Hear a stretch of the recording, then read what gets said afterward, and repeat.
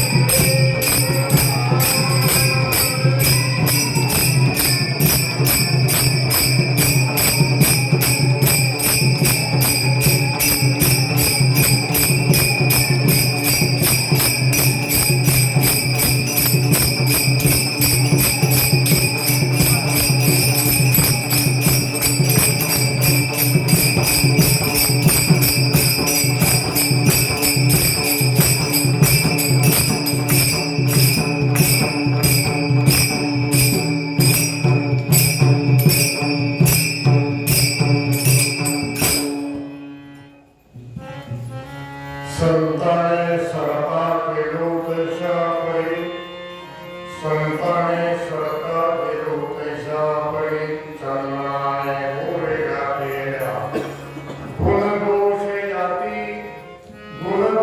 जाती न विचारे काही भाव दिना पाए आपुया तुका म्हणे आले समर्थांचे मना करे होय ज्ञानानंद त्याचा गुण दोष याते न विचारे काही भाव दिना पाए आपुया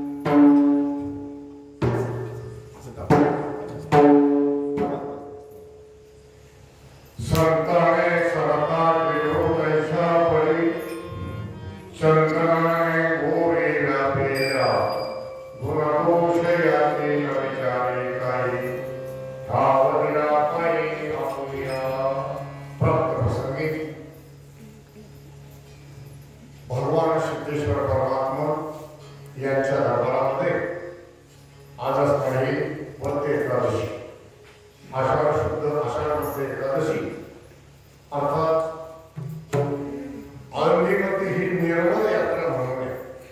या निर्मल यात्रा म्हणून या वारीचं नाव आहे. म्हणजे संत ज्ञानेश्वर महाराज, तुकाराम महाराज, निवृत्ती बाबा, सोपान काका, निवृत्ती आणि मुक्ताबाई यांच्या सर्व दिंड्या आजच्या दिवशी आळंदी क्षेत्रामध्ये, मुक्ताईनगरमध्ये, देहूमध्ये मुक्कामाला येऊन थांबलेले आहे.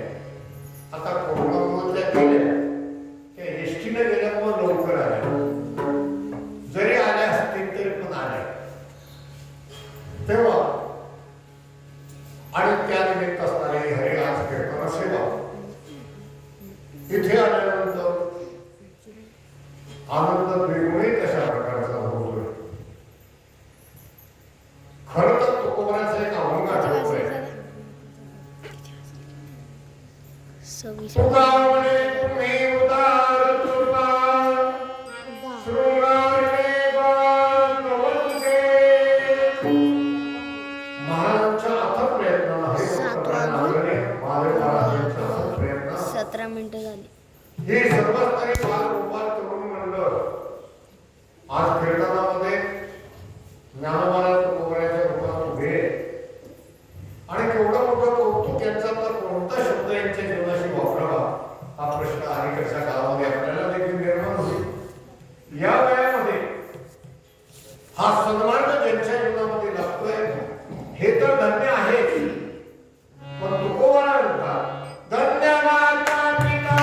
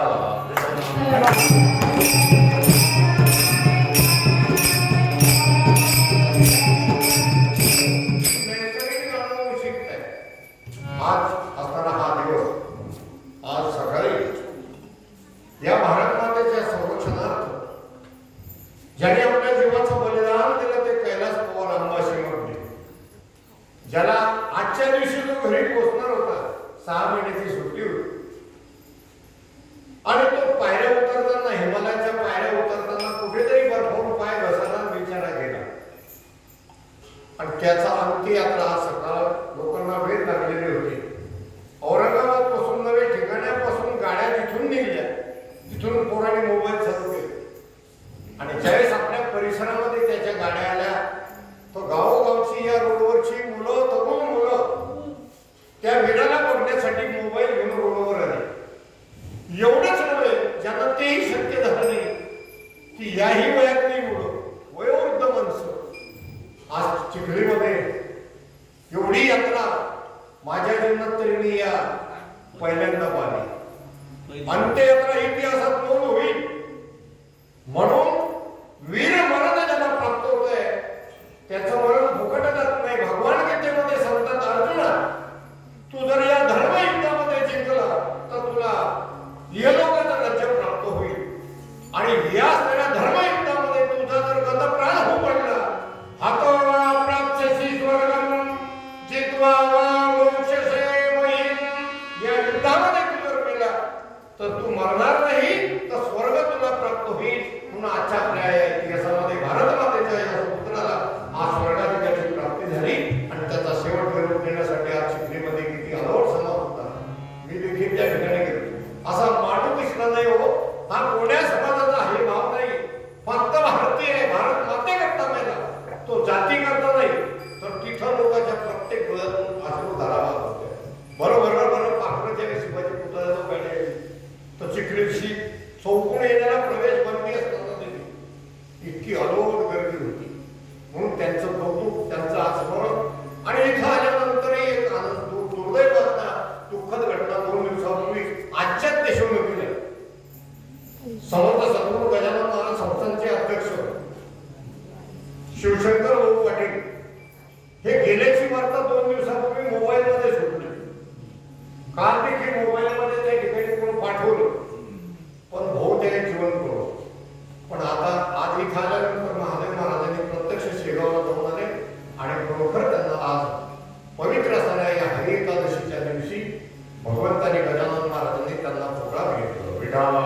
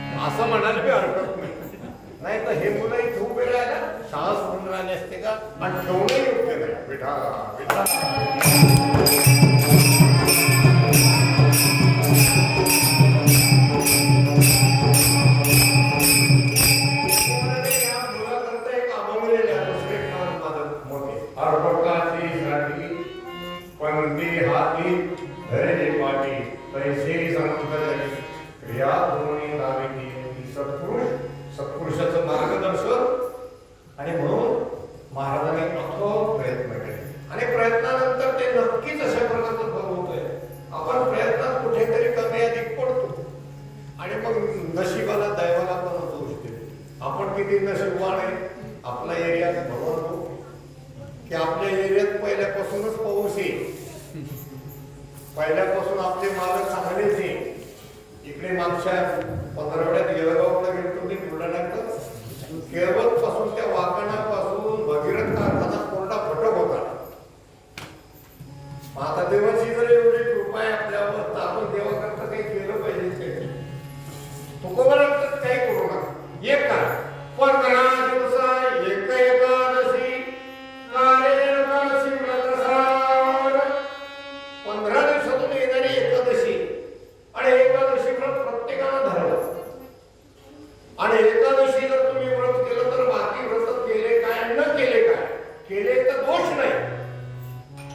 नाही केलं तरी दोष नाही, पण त्या व्रताची फलप्राप्ती एका एकादशीच्या व्रतामध्ये होते. आणि म्हणून तुकोबारांत आमच्याकडे वारी पंढरपूरची जरी असेल तरी व्रत एकादशी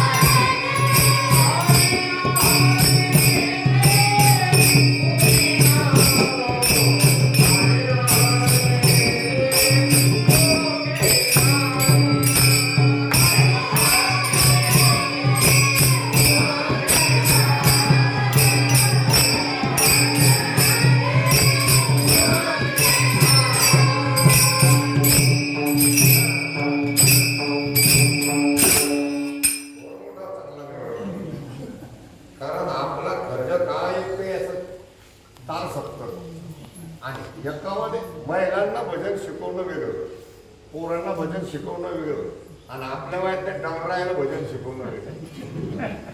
साऱ्यात अवघड जात असतील तर आपल्या वयात ते जे ना तर तुम्ही आम्ही ज्या वयात येईल त्याच्या हाताला तुम्ही असे दोरी बांधा टाळ बांधा तर ती हाताने बोट बोलून घेते. तुम्हाला मी अनुभव सांगतो. मी आनंदीला जाण्याच्या अगोदर आपल्या भागामध्ये पाठवद्याला परसन बाबा होते आणि त्यांची एकमेव चिरंजीव बळीराम भाऊ ते प्राचार्य होते. आमच्या आजोबाला असं वाटतं की आपण वारकरी आपल्या घरातच कोणीतरी वारकरी झाला पाहिजे, कोणी कीर्तनकार झाला पाहिजे असं आमच्या आजोबांना वाटतं. त्यावेळेस मी मॅट्रिक मध्ये होतो, पण आमचा वयानं माझ्यापेक्षा एक सक्काच होता. त्याचं लग्न झालेलं नव्हतं. तो माझ्यापेक्षा 2-4 वर्षांना मोठा होता. मग त्याने बळीराम दादांना सांगितलं, दादा हे आमच्याने घेऊन जातो तिकडे ठेवा, करून मोठा पकवान मिळाला आणि 4 महिने तिथं. पण याचा असं तो जेवण देतो कारण एकदा जेवलं की झोपला, उठायचा नाही. दादा शाळेतून आल्यानंतर अरे शंकर उठ ना, हा उठतो ना, वाजव पकवान टाक. थाप टाकल्यानंतर हे बोट त्याचे बाजू असे चिपटले, पण त्याला तिथं 4 वर्ष राहिलं पण त्या थापणी टाकता येत. काहून? हे डोंगरी अवस्था आहे. आपले बोट वाकत नाही, वाकवण्याचा प्रयत्न केला तर तुटून जातील. पण हे कवळ वय जसं वाकव सांग तसं वाकल्याशिवाय राहते. फक्त वाकवणाराची गरज आहे. विठाला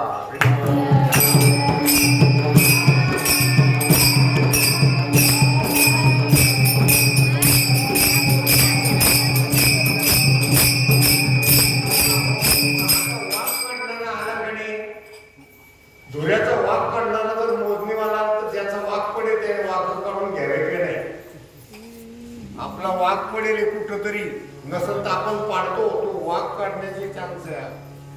असा सुवर्ण योग पुन्हा पुन्हा जीवनात येत नाही महाराज. जीवनात फक्त 1983 साली मी 80 मधून घरून आलो. आळंदीहून आल्यानंतर 81 मध्ये मी येळगावला 81, 82, 83 3 वर्ष त्या मुलांना शिकवण्यासाठी होतो. आणि पहिल्याच तळ्यात आपल्याकडून तयार झाला असेल पट्टाचा शंकरराव येळगावकर आणि त्याचा धाकटा भाऊ त्रणोक्त मास्तर आहे. असे दोन्ही बाजूला एकदम जबरदस्त तयार झाले. तिसरा एक डॉक्टर झाला, तो येवत्याचा जवळ पण तो फेल ठरला. त्याला ड्रिंकिंगची व्यवस्था लागली, सवय लागली. नाही तर असा पकवाज वाजवणारा गजानन नामदेव शाहरुख नाही भेटत तुम्हाला कोणाच्या ओळखीचं असं. कारण माझे 3 वर्ष तिथे गेल्यामुळं मी बाल्यासाठी त्यांना कसरतीने शिकवलं आणि ती बॅच उभी राहिली. शेवट झाला सगळा. आता ही बॅच आहे, आपण सऱ्याने मरायला हरकत नाही. म्हणजे आता मरायसाठी पाहिजे नका घेऊ. याचा अर्थ असा आहे की आपल्या या एवढ्या मोठ्या वैभव प्राप्त झालेल्या गावाला वैभवशाली देवाचं उत्तराधिकारी हे लोक गोष्टी चालवणाऱ्या लागतील ना. तुम्ही आम्ही काय जन्म भरपूरणार आहे. आणि याच्यात आपलं तालुक्यात नव्हे जिल्ह्यात पहिला क्रमांकाचं गाव आपल्याला लागतं मायबाप. म्हणून हा सुवर्ण योग आहे मायबाप. आणि या सुवर्णयोगाचा सर्वांनी लाभ घ्यावा असा तरी वाटतंय. आणि हा लाभ ज्यांच्या जीवनानं ज्यांच्या आशीर्वादानं प्राप्त होतोय त्यांच्याशी जीवन कुठंतरी सर्त करावं. कारण जीवन सर्त जर नाही झालं तर पूर्ण विराम येत नाही. सरिता नावाचा एक शब्द आहे. सरिता म्हणजे नदी. वाना हा नदीचा फिरता येण्यासाठी समुद्राची नितांत गरज आहे. ज्यावेळेस ती समुद्रात जाऊन प्राप्त झाली म्हणजे तिचं वाहन थांबलं.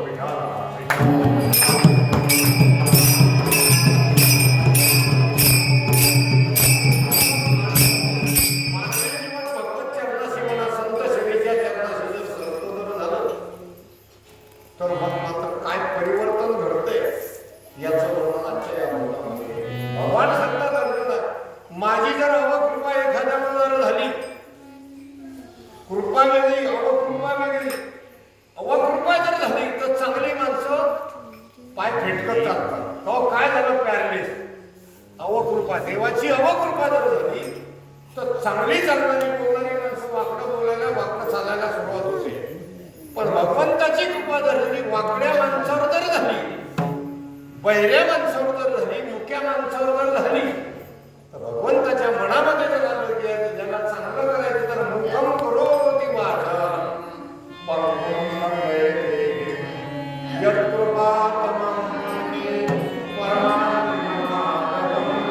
माधवाची कधी देवाची कृपा जर झाली तर मुकी माणसं बोलायला लागतात, पांगळी माणसं चालायला लागतात, बुद्धिहीन माणसं शास्त्रीय आचार्य पंडित बनतात.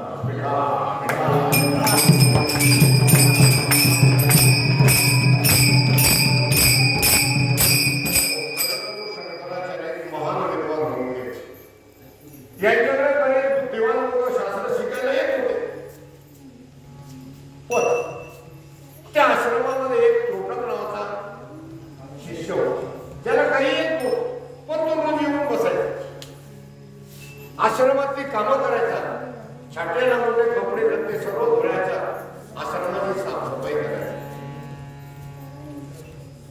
आणि आचार्याचं त्यांच्यावर पूर्ण लक्ष, पूर्ण आचार्याच्या मनामध्ये उतरला की हा हिरा झाला पाहिजे, हे शंकराचार्याला वाटत होतं.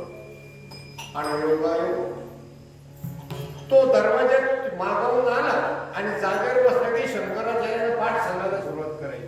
जे महाराज तुम्हाला सांगतात ना, सारे रोमपदानी सा किंवा दागिनता किती वाजल्या सरपटी वाजवली तू आज?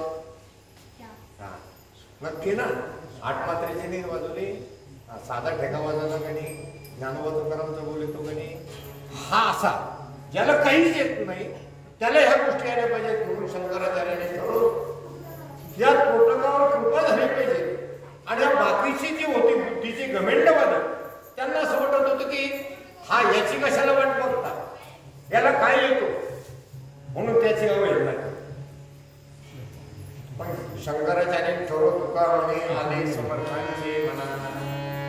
शंकराचार्याच्या मनामध्ये होतं की आचार्य बनवायचा. आणि योगायोग दुसऱ्या दिवशी महाराजांनी तो येईपर्यंत थांबले. याचे डोके, बुद्धिमानाचे डोके गरम झाले. हा, तो आल्याशिवाय तुम्ही सांगत नाही, त्याला काही येत नाही, तेवढे योग नाही. पण तो आल्याशिवाय मी पाठाला सुरुवात करत. परत तिसऱ्या दिवशी यांनी मोर्चा काढला की महाराजांनी जर कालच्या सारखं आज केलं की उद्या साऱ्या घरी निघून जाईल, थांबायचं. तिसऱ्या दिवशी सर्व योग आपापल्या असणारे बसले. हा तोटक साऱ्यात कामाटून मागवून महाराजांना नमस्कार केला की तुला तिथेच थांबला. आणि योगायोग असा, ही मंडळी यांच्या मनामध्ये सर्व उठले, शास्त्र पुराण गुंडाळले आणि धाकले.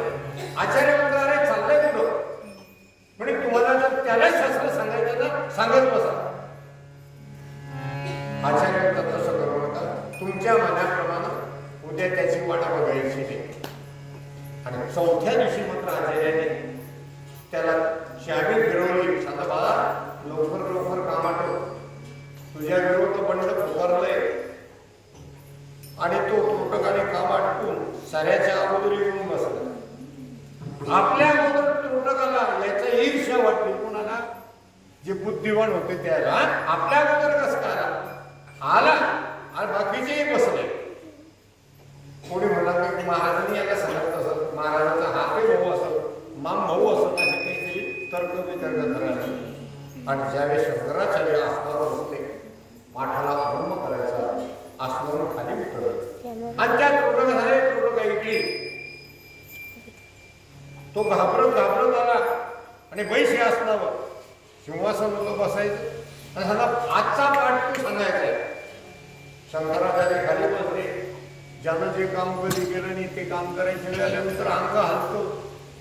सर अंग हलायला लागलं त्याने ह्याला घाबरू नको, परत हस्तम मस्तकावर ठेवल्याबरोबर एवढा मोठा बुद्धिहीन माणूस पण वेदासारखा पटापटा पटापटा वेदाच्या शक्ती सांगायला.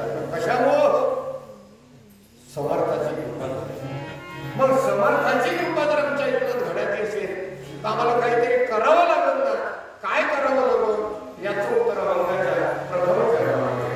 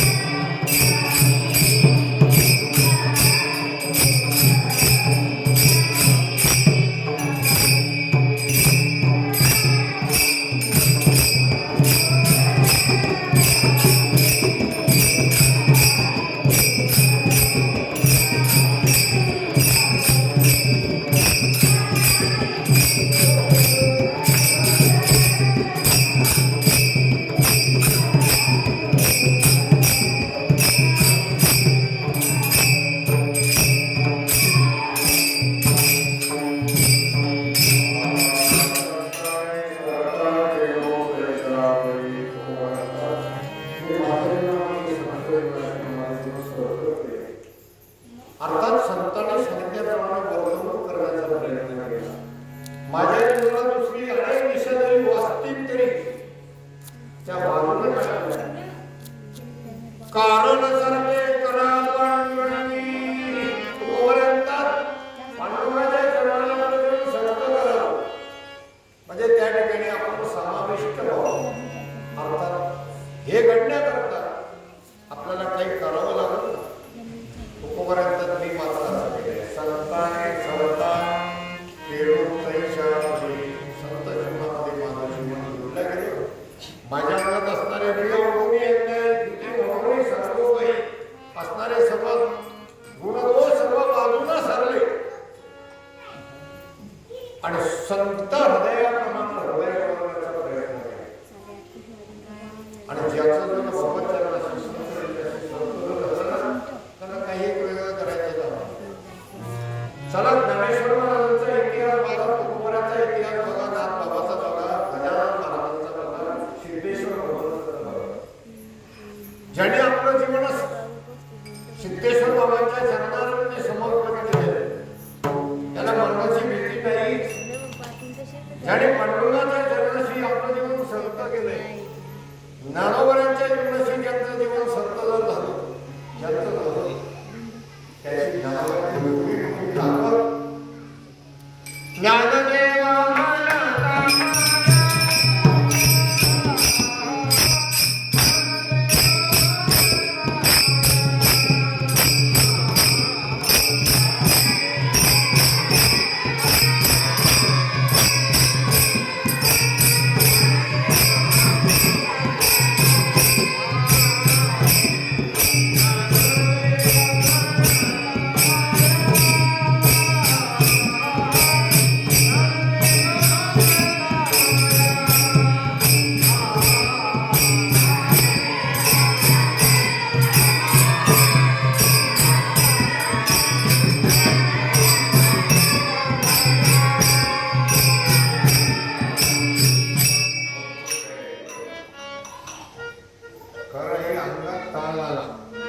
स्वर आल्यामुळं मी जमतो.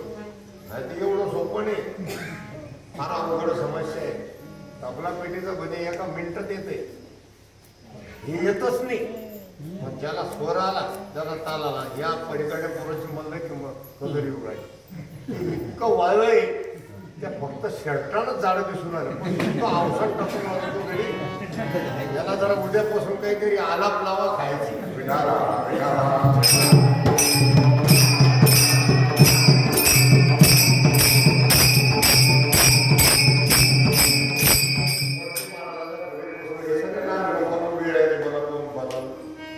त्याच्यात जे पक्वा शिकणारे होते ते एक का असं घरी नका पोटमध्ये आता याची गंमतच करा नाही.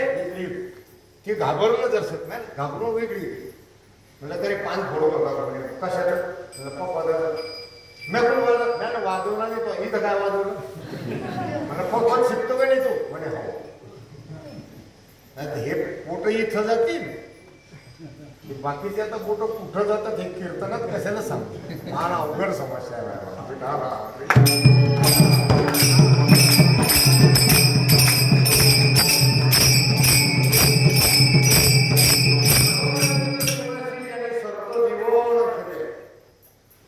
भिंतीनं गड भिंतीनं ज्ञानोबरांच्या जीवनाशी सरत जीवन केलं. दगडा मातांची भिंत लोटल्याला लोटल्या जात नाही, ओढल्याला ओढल्या जात नाही. पण माऊलींचा चरणाचा स्पर्श झाल्यावर संत जीवन झाल्याबरोबर चांगले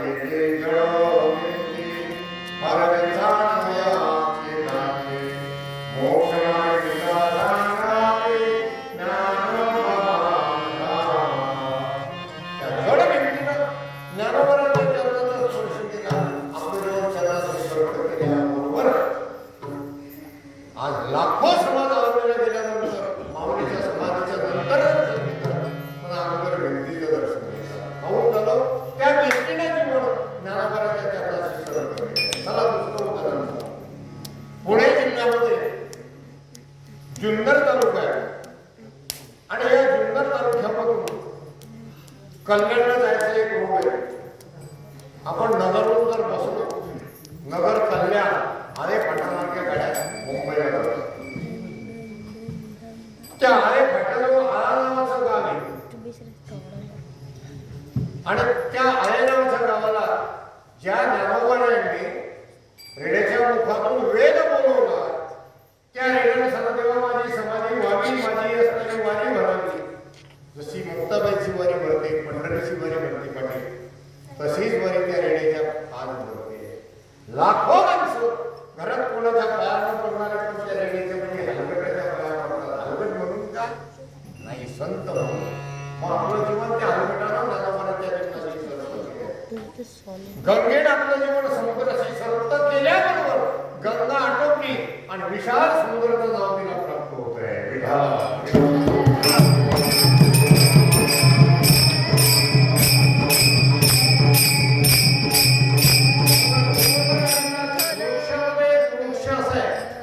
त्याला चंदन म्हणतात.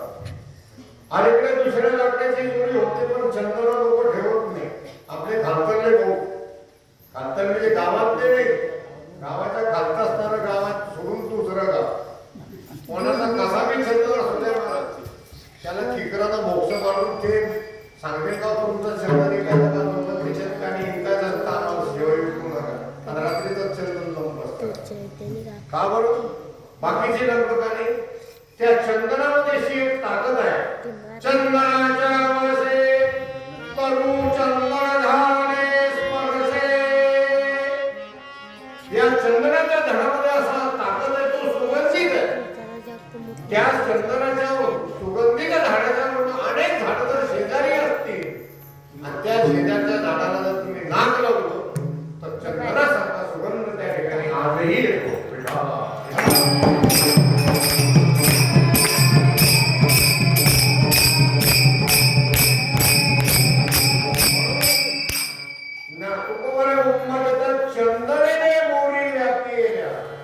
चंदनाचा लाकूड आहे, त्याला चौकोन मोरीची जरी काठी नवीन असेल तर मोरीच्या झाडातून सुगंध येण्याची ताकद चंदनाच्या लाकडामध्ये.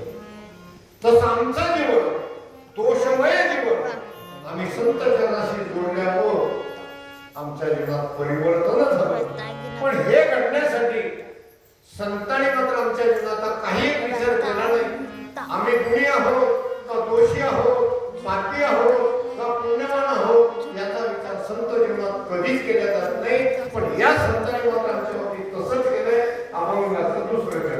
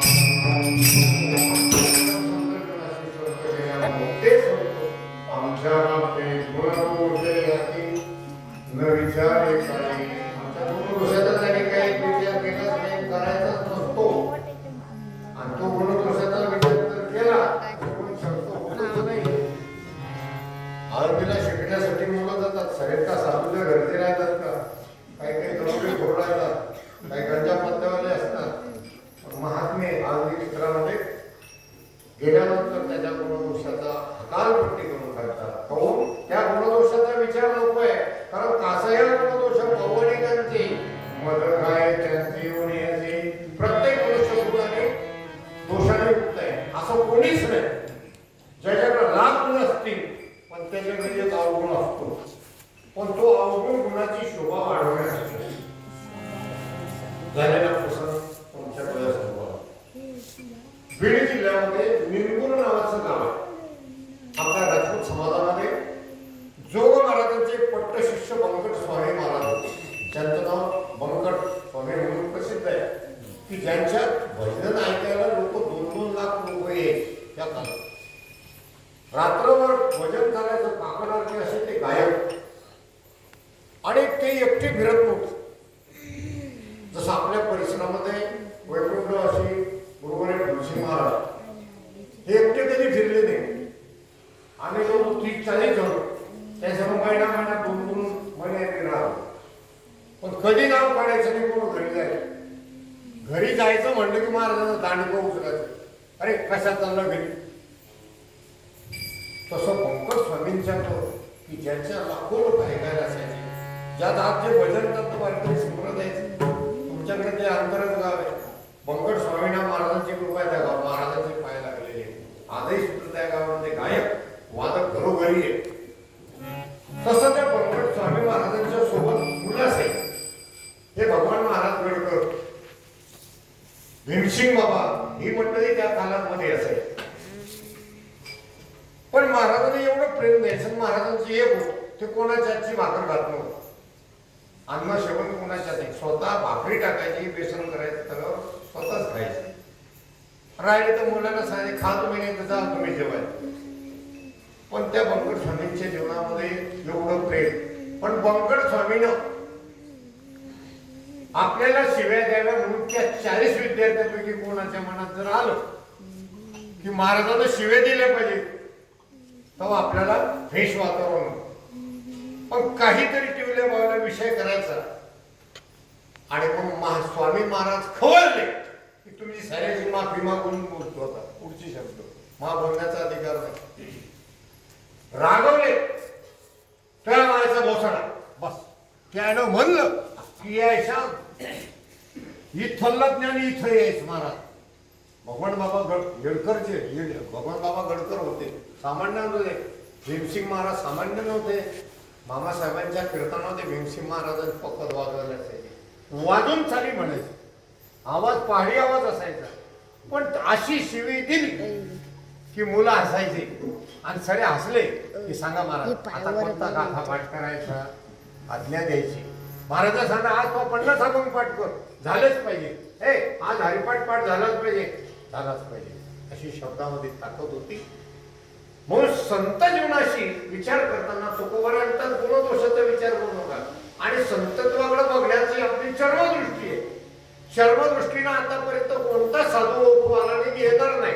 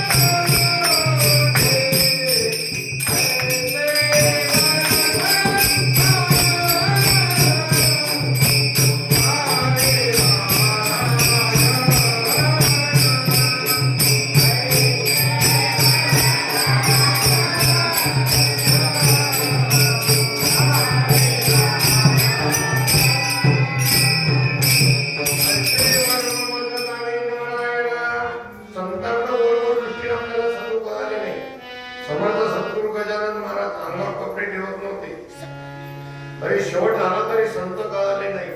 साधू करणं फार अवघड आहे. चर्मदृष्टीनं साधू कळत नाही. हो आपण चर्मदृष्टीने साधूकडे बघतोय. त्यांचे लांब केस आहे, लाल कपडे, आमक आहेत, चमक आहेत. आपण एक चर्मदृष्टीने जातो. चर्मदृष्टीने संतांची ओळख होत नाही, त्याला अंतरदृष्टी लागते. आणि ही संत असल्यामुळं संत आपल्या जीवनाशी गुणदोष याती न विचारे काही, त्याच्या गुणदोषांचा विचार करत नाही. पण ठाव दिला पायी आपोलिया आपला अधिकार मात्र त्याला देतात. भावार्थ 99चा ग्रंथ लिहिणं चालू होतं. नाथ महाराज भावार्थ रामायण सनातन देवी होत आणि त्याच्यामध्ये अशोकवनातल्या वाटिकेचं वर्णन चालू. तिथं जास्वंदी नावाची फुलं होती, ते पांढरे शुभ्र असतात, ही त्याची वस्तुस्थिती आहे. नाथ महाराज म्हणतात अशोकवनामध्ये ज्या ठिकाणी सीता ठेवलेली होती तिथं जास्वंदीची फुलं होती, ती रंगानं पांढरी होती. महाराजांनी लोकांना सांगितलं आणि तसं लिहायला लागले. कोपऱ्यामध्ये हनुमंतरात एका बुड्ढ्याचं रूप धरून, हो म्हणे बाबा थांबा, लिहू नका. म्हणे काय झालं? अहो जास्वंदीचे फुलं लाल होते. तो लाल, अरे पांढरे होते. हा पठ्ठ्या तिथं जाऊन येले म्हणे. नाथ महाराज होता हा पठ्ठ्या म्हणतो ना, हा दुसरा तिसरा कोणी बजरंगबली आहे. ते जरा इकडे या, मागून नका पुढं असं बोलू. हा पठ्ठ्या तिथं जाऊन येले म्हणे. जास्वंदीच्या फुलाचा रंग लाल असतो. नाथराय म्हणता अरे पांढरा फटक असतो. तुम्हाला दाखवा बरं इकडे. बुड्याला असं जवळ घेतलं, पाय पाय पाय बोटावर ध्यान ठेव आणि त्या ती लंका आणि ते अशोक आणि ते जास्वंदीचं फुलं पाय जरा. हनुमंतरानं पाहिले ते पांढरे फुलं दिसले. हनुमंतरांचा आपण घेतो तेव्हा लाल होते ना, आता पण पांढरे झाले. म्हणजे दिवाळी आली असं तर रंग बदलावला असं घराचा. माणसं तर जसा जसा रंग बदलवतात ना. आणि नवीन घर बांधले झाल्यामुळे जुनं घर बी सापडत. खेड्यात अशी पंचायत व्हायला लागली. ही वय आमचे म्हणून चला घरी मी तिकडून इकडून गाडी टाका ते नाही इकडून ही शिकून घुसते भगवान जातील म्हणतो. तिकून टाकू. त्याने इकडं पुढं पुढं म्हणलं दक्षिणेकडे मी मुद्दाम आडीवाणी म्हणतो दक्षिणे इकडं दक्षिणेकडे जाणं म्हणजे पुढं चाला. पुढं गेल्यानंतर पुढं घेते जाऊन नदी जवळ आली. आता मला आपण इथून नसता डावीकडे डावीकडे टाकले. पुढं गेलो. पुढे गेल्यानंतर मग मला इकडे अंधारात का मारायला चालवलं काय मला तर नाही मारायला इकडे चालत तुम्हाला काय करायचं. आणि मग गेलो त्याच्या माला माल पाहायला त्यांनी दाखवलं हे बाई आपल्या पाटलाचं घरी येतं चांगले गोष्ट आहे. म्हणजे इकडं तू पाटील ते तिकडे राहत होते तुम्ही गावात राहते नाही म्हणजे आमच्या पुढे कमाई करून ठेवलेली म्हणलं चांगली गोष्ट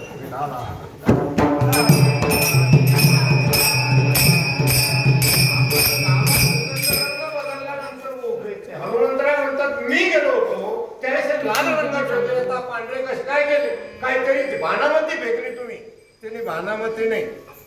मग अरे हनुमंतराय तुम्ही म्हणतात इतका आधी मला सांगले हो तुम्ही ज्यावेळेस सीतेचा शोध घेण्यासाठी घेतले तुम्हाला राग आलता. राग आल्यानंतर डोळे पांढरे होते का लाल कसे होते आपल्या गावात पांढरे होते का पांढरे जाते माणसं ती चालत चिकलेलं घेऊन लाल होतात आणि ज्या अर्थी लाल झाले त्या दिवशी तुम्हाला राग आल्यानंतर रागाबद्दल म्हणून तुम्हाला दिसते. आणि मग आता इकडे या आता पांढरे का दिसतात म्हणजे आता राग गेला. मग ते रामायण अशा प्रकारचं परिपूर्ण झालं. युद्धकांड लागलं. 45 अध्याय पूर्ण झाले.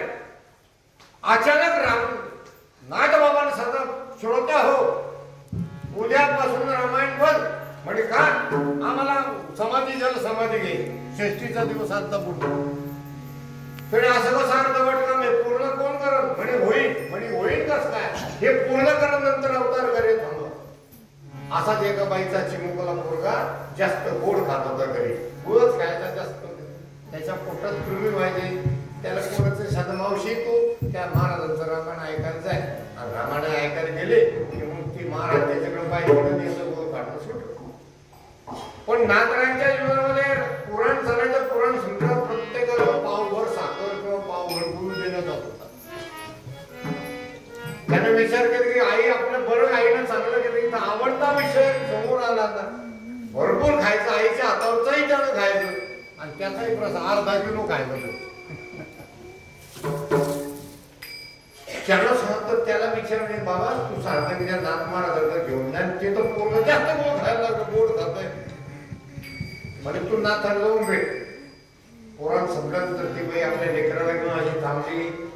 सरे लोक गेले हे बाई पोरगा का थांबलाय काय मावशी का थांबल्यात म्हणजे बाबा तुमच्या करता एक काम आहे म्हणजे काय काम हा माझा एकुलता एक मुलगा गोड खाऊ खाव्याच्या पोटात कृमी झाली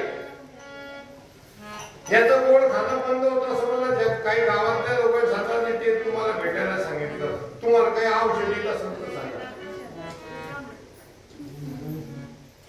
आता औषध देणारे सुद्धा लोक आहेत. बरेच कीर्तनकार औषध बी द्यायला लागले. कोणत्या पुढ्या कुटुंबांचे लोकांच्या मस्तकी घातले असं कसं महाराज ते महाराज आम्ही तुम्हाला डॉक्टर मिळता का तुमच्या गावचा चिखलीत होता बुलढाण्यात होता महाराष्ट्र औरंगाबाद पुणे काही लोक आणतात पुढे आणि विकतात तर लोक म्हणतात महाराज त्या औषध घेतात आणखी बिघड कशाला बिघडवणार ते मरायला पाहिजे तुम्ही. कारण आजही सुद्धा समाजातल्या अंधश्रद्धा कमी व्हायला तयार नाही.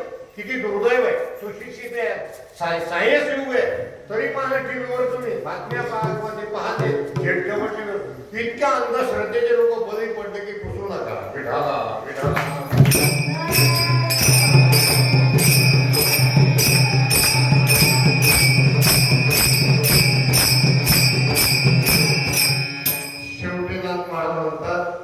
हे रामायण संपून मी जाणार आहे. आता रामायण कोण मी जो गुळ खायला सोडवण्यासाठी आलता जो डबल गुळ आईच्या हातात प्रसादान आपण बी काय म्हणजे हा करत म्हणजे तो तो अर्धा किलो गुळ खातो तो काय करत म्हणजे करत आणि मग त्या गावबाळ रामायण दिलं बाबा ते मोठमोठ्या विद्वानाला आजही त्याचा दंडोबा घेता येत नाही की हा त्या इथून सुरुवात याचा झाला का तिथून झाला आठवीचे शे नागे दपटाई आता वाडवडील सांगत आले 45व्या अध्यायापासून मी तुम्हाला पंच सांगतो मला त्यात खल माहित नाही पण असं रामायण लिहिलं महाराज गावाला खाऊ गुणदोष याची न विचार काही आवडला पाहिजे समजा जीवन आहे तुमच्या आमच्या गुणदोषाचा विचार करत नाही चंदन हा कशाचा झाड याचा विचार करत नाही तसं संत जीवन संतांचं हृदय एवढं मोठं असतंय त्या हृदयाची व्यापकता अभंगाच्या शेवटच्या चरणात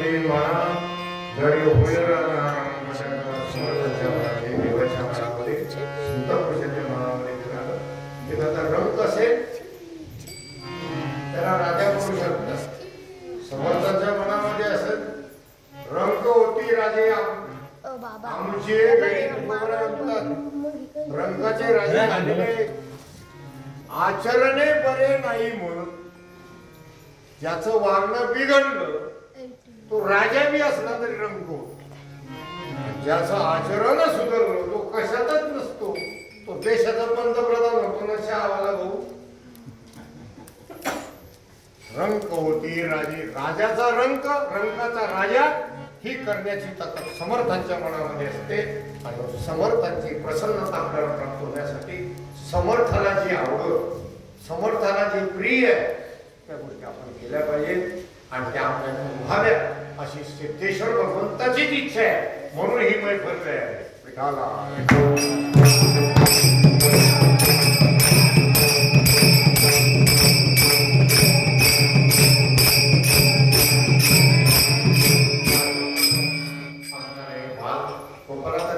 ताकद पोहून मी पोहू राहिलो आजमून पाहतो मी त्याला मी ना येतात का माग येते मग त्या सवय 2 तास उभं राहायचं नाही ना ते बिचारे पाहायला असं करून पाहिजे काही वाटतं लगेच जाऊन बाहेरून जावं त्याशी ताकद त्याशा करता कीर्तन आहे तुमच्या करता नाही तुम्ही ऐकून म्हातारे झाले ऐकून दुरुस्त बी होत नाही बिघडत बी नाही तुमच्यासाठी कीर्तन ऐकायची काय करायचं खरं यायचं हे खरोखर शिकू राहिले का नाही हे पाहण्यासाठीच आज सिद्धेश्वर भगवंताने मला बोलवलं आणि भगवान परमात्मा करू मग असं वाटतं बाबा उद्याचा आज मारावं पण हे शिकणं पूर्ण झाल्यावर हे शिकणं पूर्ण व्हावे यांचे नोकऱ्या लागावे मोठे महाराज व्हावे नंतर मारावं यायच्या पोटी यावं असा लहान मुलांना करून माझं मन एवढं डबडबून जातं काय सांगावं तुम्हाला आता मी माझ्या गावात प्रयत्न केले मी लहान मुलं तयार पण त्यातले काही 2-4 नोकरी लागले ती जे बाहेर गेले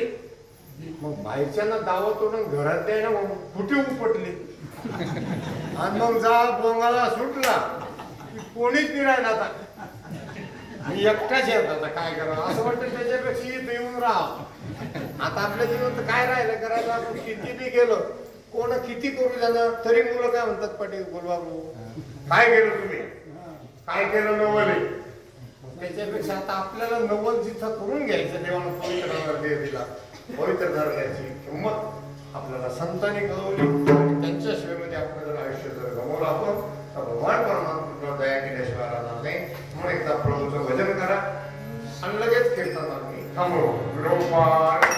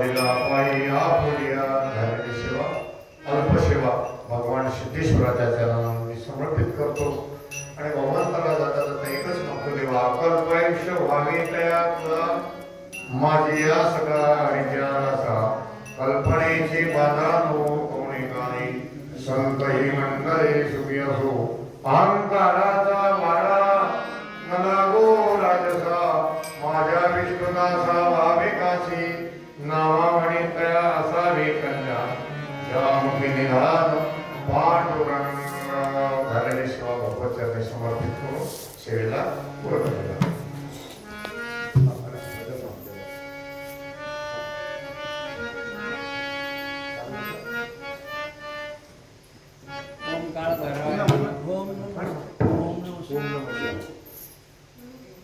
चाल म्हणता का काय म्हणून चाल घ्या चालू